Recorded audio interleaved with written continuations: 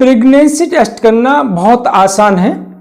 एक pregnancy kit आती है और कोई भी महिला उसे घर पे लाके प्रेगनेंसी आराम से टेस्ट कर सकती है।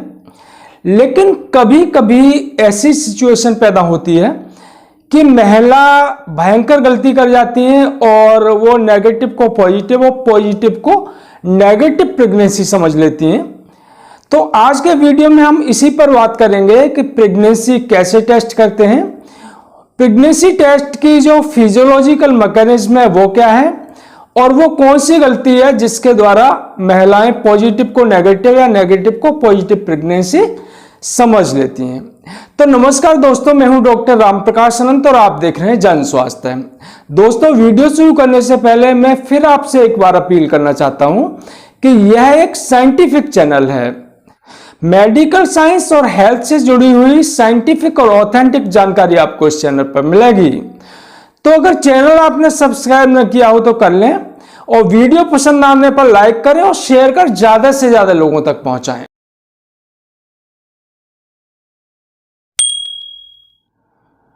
तो प्रेगनेंसी टेस्ट करने के लिए यूरिनरी प्रेगनेंसी टेस्ट किट आती है। तो प्रेगनेंसी टेस्ट करना बहुत आसान है, जैसा कि आप चित्र में देख रहे होंगे। एक किट होती है जिसमें एक विंडो होती है, सैंपल विंडो, जिस पर यूरिन की 2-3 ड्रॉप डालते हैं और उसके बाद जो टेस्ट विंडो है बीच में, उसमें एक लाइन अगर बनती है तो प्रेगनेंसी नेगेटिव होती है, अगर 2 लाइन बनती हैं तो प्रेगनेंसी पॉजिटिव होती है। तो कोई भी महिला घर पर ला करके आसानी से टेस्ट कर सकती है इसे, और सामान्यतः महिलाएं घर पर इसे टेस्ट करती ही हैं। लेकिन कभी कभी एक कंफ्यूजिंग सिचुएशन क्रिएट हो जाती है। जो टेस्ट लाइन है वो पूरी तरह से स्पष्ट बनने के बजाय बहुत धुंधली फेंट बनती है।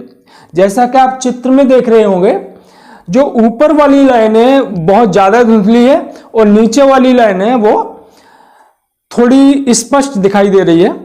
तो यह स्थिति होती है तो कंफ्यूजन होता है कि प्रेगनेंसी पॉजिटिव है या नेगेटिव है। तो प्रेगनेंसी टेस्ट में जो फेंट लाइन बनती है, धुंधली लाइन बनती है, उसको समझने से पहले हम ये समझते हैं कि जो टेस्ट लाइन है वो बनती कैसे है, उसकी क्या मैकेनिज्म है। तो जब महिला कंसीव करती है, कंसीव करने से मतलब है कि जो भ्रूण है वो बच्चेदानी की वॉल से चिपक जाता है। तो जो संरचना है भ्रूण को बच्चेदानी की जो दीवार है उससे जोड़ती है, उसको प्लेसेंटा कहते हैं। इस प्लेसेंटा से एक हार्मोन निकलता है जिससे कहते हैं ह्यूमन कोरियोनिक गोनेडोट्रोपिन हार्मोन। तो ये हार्मोन जो होता है जैसे ही प्लेसेंटा से सीक्रेट होता है और उसके बाद वो यूरिन में जाने लगता है, तो करीब 10 दिन बाद ये यूरिन में डिटेक्टेबल होता है। तो यूरिनरी प्रेगनेंसी किट होती है, उसमें एक स्ट्रिप लगी होती है। तो जब हम सैंपल विंडो में यूरिन की एक ड्रॉप डालते हैं तो यूरिन में जो ह्यूमन कोरियोनिक गोनेडोट्रोपिन हार्मोन होता है वो केमिकल स्ट्रिप के साथ रिएक्ट करता है और उस रिएक्ट करने के बाद में वो जो लाइन होती है वो बन जाती है। तो अब हम बात करते हैं कि जो प्रेगनेंसी किट है उसमें अगर धुंधली लाइन बनती है तो उसके क्या क्या कारण हो सकते हैं। तो पहला कारण तो इसका यही है कि अगर यूरिन में पर्याप्त मात्रा में ह्यूमन कोरियोनिक गोनेडोट्रोपिन हार्मोन नहीं है तो वो लाइन है वो धुंधली बन सकती है। उसकी वजह यह हो सकती है कि प्रेगनेंसी टेस्ट है वो बहुत जल्दी कर लिया गया हो। तो ये स्थिति उन महिलाओं में आने के ज़्यादा चांस होते हैं जिनमें एमसी जो है वो इरेगुलर होती है। तो इरेगुलर एमसी की वजह से वो जो ड्यू डेट है उसको ठीक से कैलकुलेट नहीं कर पाती हैं, जिसकी वजह से वो जल्दी टेस्ट कर लेती हैं और उसकी वजह से वो धुंधली लाइन आती है। दूसरा कारण है इसका इवेपोरेशन लाइन। इवेपोरेशन से मतलब है कि जो यूरिन उसमें डाला जाता है उसके इवेपोरेशन से भी कभी कभी लाइन बन जाती है और ये लाइन बिल्कुल फेंट जो पॉजिटिव प्रेगनेंसी होती है वैसी होती है और इन दोनों तरह की लाइंस को डिफरेंशिएट करना थोड़ा मुश्किल होता है। तीसरी स्थिति वो होती है कि महिला को एबॉर्शन हो गया और जो उसकी ड्यू डेट है उस पर उसने प्रेगनेंसी टेस्ट की और जो ह्यूमन कोरियन है गोनेडोट्रोपिन हार्मोन है वो पूरी तरीके से यूरिन से डिसअपियर नहीं हुआ और उसकी धुंधली लाइन उस पर आ गई। तो मैंने अपने टेस्ट ट्यूब बेबी वाले वीडियो में बताया है कि प्रेगनेंसी कैसे कंसीव की जाती है। तो प्रेगनेंसी का जो पहला स्टेप होता है वो फर्टिलाइजेशन होता है और फर्टिलाइजेशन जो होता है वो फैलोपियन ट्यूब में होता है। तो फैलोपियन ट्यूब में फर्टिलाइजेशन होता है। ये फर्टिलाइजेशन जो ड्यू डेट होती है एमसी की उससे 14 दिन पहले होता है।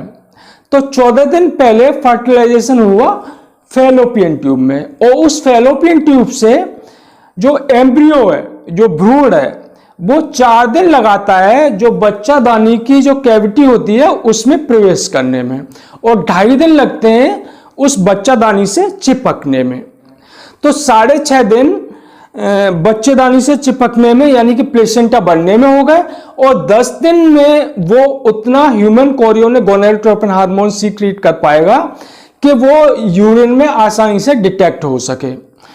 तो करीब करीब 70 दिन चाहिए फर्टिलाइजेशन के बाद जब प्रेगनेंसी टेस्ट है वो पॉजिटिव ठीक से आ पाएगा। तो जो मिसिंग डेट होती है उससे कम 3 दिन और चाहिए जब पॉजिटिव टेस्ट ठीक से आ पाएगा।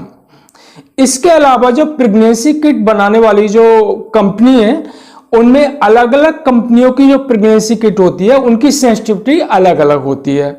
जैसे कोई कंपनी है वो 1 दिन पहले डिटेक्ट कर सकती है, कोई कंपनी है वो 1-2 दिन बाद डिटेक्ट करेगी। तो किसी तरह का कोई कंफ्यूजन है, अगर लाइन स्पष्ट नहीं बनी है, बहुत धुंधली है, फेंट है, तो फिर उसे दोबारा करना चाहिए। लेकिन कई बार ऐसी गलतियां कर देती है कि महिला दोबारा उसी समय प्रेगनेंसी किट लाती है और दोबारा उसे करके देख लेती हैं। तो दूसरी बार टेस्ट करने में कम से कम 3 दिन का अंतर रखना चाहिए, यानी 3 दिन बाद ही करना चाहिए, तभी वो पॉजिटिव ठीक से आएगा। तो वीडियो अगर आपको पसंद आया हो तो लाइक कर दें और शेयर कर ज्यादा से ज्यादा लोगों तक पहुंचाएं। धन्यवाद।